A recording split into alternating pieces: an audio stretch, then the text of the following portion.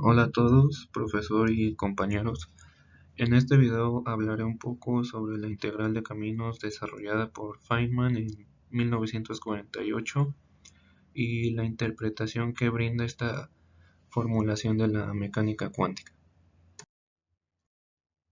Como punto de partida, el principio de mínima acción nos dice desde la perspectiva de la mecánica clásica que la trayectoria que sigue una partícula para trasladarse de un punto a otro es aquella que minimiza la acción.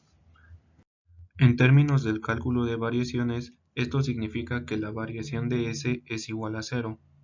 S es un funcional dependiente de la lagrangiana del sistema y nos ayuda a cuantificar lo que ha cambiado este respecto a su posición inicial.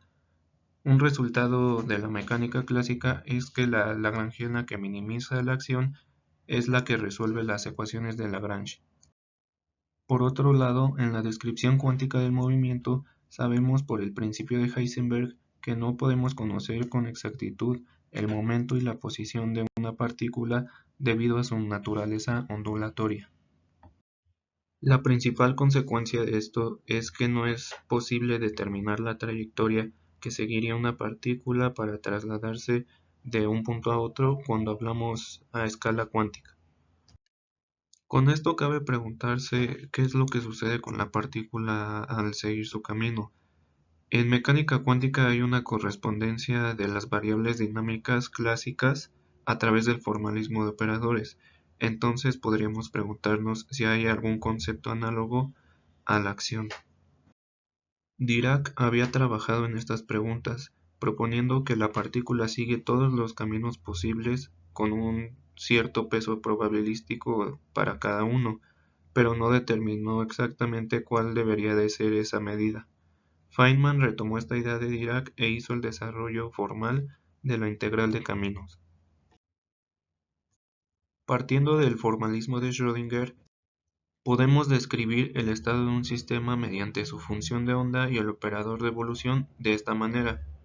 Haciendo una proyección en el bra X, obtenemos la función de onda explícita y, usando la expresión de arriba, nos queda este bracket, al cual podemos insertar el operador identidad para usar la relación de completez del espacio de posiciones. Así, la función de onda se puede expresar como esta integral, donde el primer bracket son los elementos de la representación matricial del operador de evolución en el espacio de posiciones. Se define el propagador del sistema, también conocido como kernel, como este bracket. Este representa la amplitud de probabilidad de que un sistema en un estado inicial se encuentre posteriormente en una posición x al tiempo t. Notemos también que por la forma en que es posible escribir a la función de onda como esta integral con un estado inicial, el propagador es una función de Green para determinar la solución a la ecuación de Schrödinger, ya que además cumple con la condición de que al evaluarla al mismo tiempo inicial se obtiene a la delta de Dirac, esto debido a que el espacio de posiciones es continuo. Considerando un hamiltoniano que no dependa del tiempo, la forma explícita del operador de evolución es esta. Y entonces podemos escribir el propagador de esta manera. Separando la exponencial y aplicando cada una por separado, obtenemos estos eigenestados dependientes del tiempo, los cuales son propios del operador x bajo una transformación unitaria. Debido a esta transformación unitaria, se preserva la norma y entonces los nuevos eigenestados siguen formando una base completa. Así, al insertar la relación de completez para el estado x1t1, se obtiene esta expresión integral del propagador.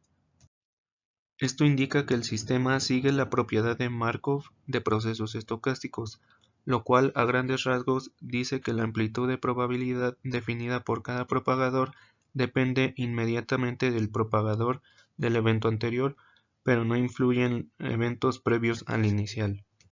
Insertando ahora la relación de completez con el estado x2t2,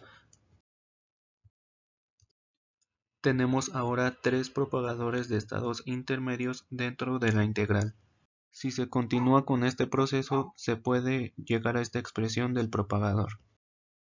Ahora, si consideramos una partición del intervalo de tiempo en n subintervalos de misma longitud, entonces cada propagador intermedio se puede escribir de esta forma con un mismo argumento en la exponencial. Sustituyendo esto en el resultado anterior, el propagador se expresa de esta manera. Si ahora escribimos la exponencial en su expansión en serie de Taylor a orden 1 y consideramos un hamiltoniano de la forma clásica, entonces este bracket que corresponde al propagador se escribe de esta forma, donde cada estado xj es un eigenestado del potencial, pues este solo depende de x. Para ver cómo actúa el operador p cuadrado sobre esta expresión es conveniente introducir la relación de completez de la base del espacio de momentos con estos eigenestados. Entonces llegamos a esta igualdad, en la que se llega a la última integral usando las proyecciones de las posiciones en el espacio de momentos. Notemos también que el argumento de la exponencial es el hamiltoniano clásico y no el operador. Entonces tenemos esta expresión de cada propagador intermedio, donde eventualmente se hará tender el número de particiones del intervalo a infinito, de tal forma que delta t tenderá a cero y entonces los términos de orden superior se pueden despreciar. Insertando esto en la representación integral del propagador original, se tiene el siguiente producto de integrales. Notamos que las integrales que dependen del momento son gaussianas, por lo que su resultado está determinado de esta forma. En este caso, a y b serían estas dos constantes, y entonces cada integral de momento da este resultado. Por lo tanto, la expresión del propagador se simplifica al producto de integrales en la posición. Notemos que el argumento en la exponencial es una suma de Riemann al meter el límite de n a infinito, y como delta t tiende a cero, esto se convierte en la derivada de x respecto al tiempo al cuadrado, por lo que este término corresponde a la energía cinética del sistema, y así obtenemos la integral de la lagrangiana, lo que es la acción. Finalmente, si usamos esta notación para las integrales múltiples en la posición, llegamos a la expresión derivada por Feynman para el propagador. En el artículo donde Feynman presentó este concepto, estableció dos postulados para la interpretación de esta formulación de la mecánica cuántica. El primero dice que si se hace una medición sobre un sistema para determinar si la trayectoria de una partícula se encuentra en cierta región del espacio-tiempo, entonces la probabilidad de que el resultado sea afirmativo es el módulo al cuadrado de la suma de los propagadores correspondientes a cada trayectoria x en la región. Es decir, la probabilidad se calcula de esta manera.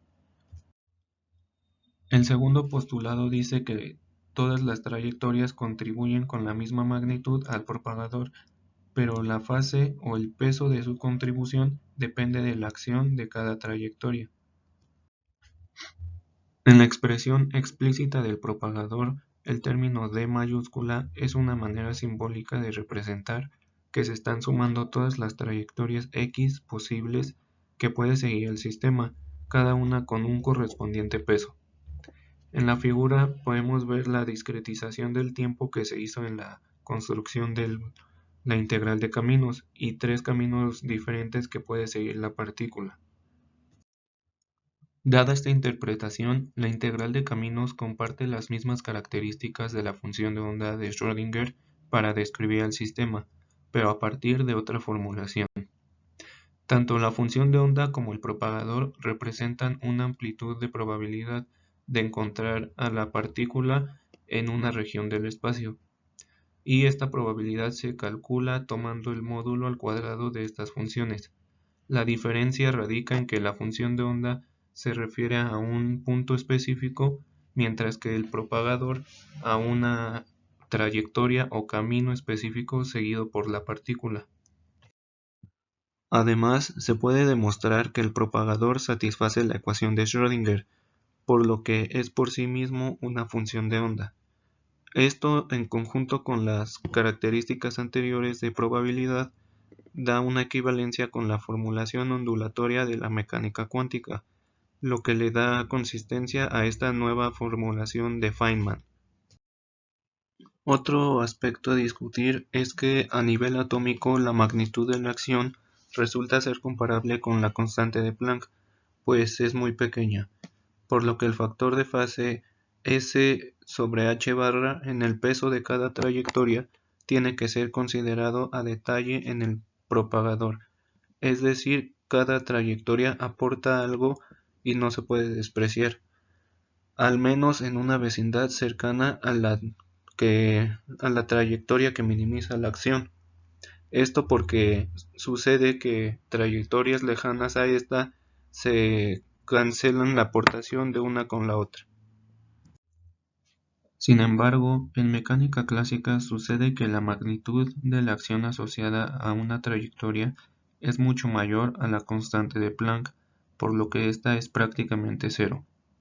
Es por esto que el límite de h barra hacia cero es considerado como el límite clásico de la formulación de integral de caminos, ya que de este límite aparece la condición de que la única trayectoria posible será la que minimice la acción en el sentido variacional. Esto Feynman lo detalla en su artículo de 1948, donde presentó por primera vez esta idea. De esta manera, la formulación de Feynman, a diferencia de las anteriores, brinda una transición directa de la mecánica cuántica con la clásica. Como conclusiones tenemos que la integral de caminos descrita por Feynman nace del concepto clásico de acción, lo generaliza y resulta ser consistente con la teoría de la mecánica cuántica desarrollada anteriormente, con lo cual esta termina siendo una formulación nueva que puede tener ventajas y desventajas sobre las otras. Una de las ventajas es que es particularmente útil para problemas de teoría de dispersión, partículas elementales y campos cuánticos. Por otro lado, ofrece una alternativa para trabajar con la lagrangiana de los sistemas en los que resulte una mejor opción hacer esto que trabajar con el hamiltoniano. También resulta más fácil hacer un cambio de coordenadas en la descripción de un sistema que ya se haya solucionado con este método y además es posible eliminar términos de interferencia de dos sistemas que hayan interactuado entre sí. Una de las desventajas principales es que puede llegar a ser muy impráctico matemáticamente para algunos problemas. Además, queda algo oculta la invariancia ante transformaciones unitarias de un sistema con esta formulación. Bueno, por último, aquí están las referencias utilizadas para realizar esta presentación y pues gracias por su atención.